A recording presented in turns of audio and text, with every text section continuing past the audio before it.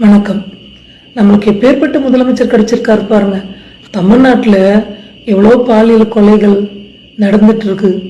ஆனால் இவர் 2 சிறுவர்களை கூப்பிட்டுட்டு ரீல்ஸ் போடுற பசங்களை கூப்பிட்டு இவர் ரீல்ஸுக்கு போஸ்ட் கொடுக்குறாருங்க. இதில் என்ன பெரிய விஷயம்னா, இவர் இல்லைன்னா நாய்க்குட்டி தூங்காதான்.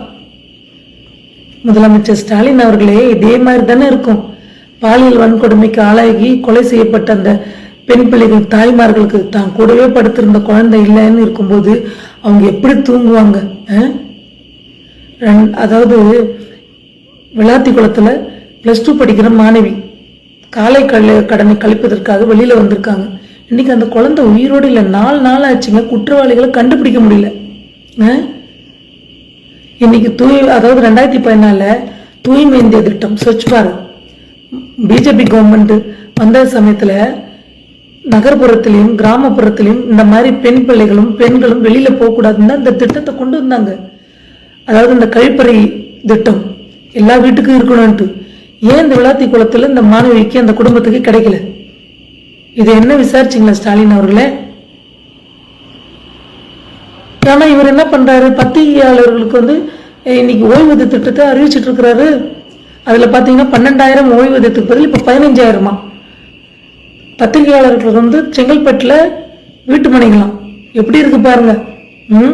ஏன்னா இவங்க பண்ற இந்த மாதிரி திமுக அரசாங்கத்துக்கு எதிராக வர்றதெல்லாம் பேசாம வாய் மூடிட்டு திசை திருப்புவதற்காக என்டிஏ கூட்டணிக்கு விஜய் வருவாங்களா, விஜய் சங்கீதா டைவர்ஸ் மேட்டர் இதெல்லாம் விவாதிக்கிறாங்க பாத்தீங்களா. அதுக்கு முட்டு கொடுக்கறதுக்கு இவங்க பரிசு கொடுக்கிறார் போல இருக்கு முதலமைச்சர் ஸ்டாலின் அவர்கள். இன்னும் பெரிய விஷயம் பாருங்க, திருமுருகன் காந்தி எல்லா ரயில்வே ஸ்டேஷன்ல போய் இந்தி அழைக்கிறாராம். ஆனா இவருடைய இயக்கத்து பேர் என்ன தெரியுமாங்க? மே 17. எப்படி இருக்கு பாருங்க. மக்கள் சிந்திக்க வேண்டும். பெண்கள் குறிப்பா சிந்திக்கணும். உரிமை தொகை அந்த தொகைன்னு சொல்லிட்டு பெண்களை ஓட்ட தான் இவங்க குறி வைக்கிறாங்க. மனசாட்சியை தொட்டு சொல்லுங்க.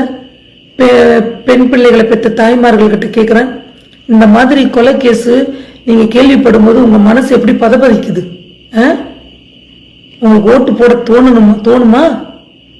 நீங்க சிந்திக்க வேண்டும். இல்லைன்னா பெண்கள் உங்க தலையில திரும்ப இந்த ஆட்சி வந்துச்சுன்னா வச்சுங்களா, பெண்கள் உங்க தலையில மண்ணை வாரி போடுறதுக்கு சமம். அவ்வளவுதாங்க நான் சொல்வேன்.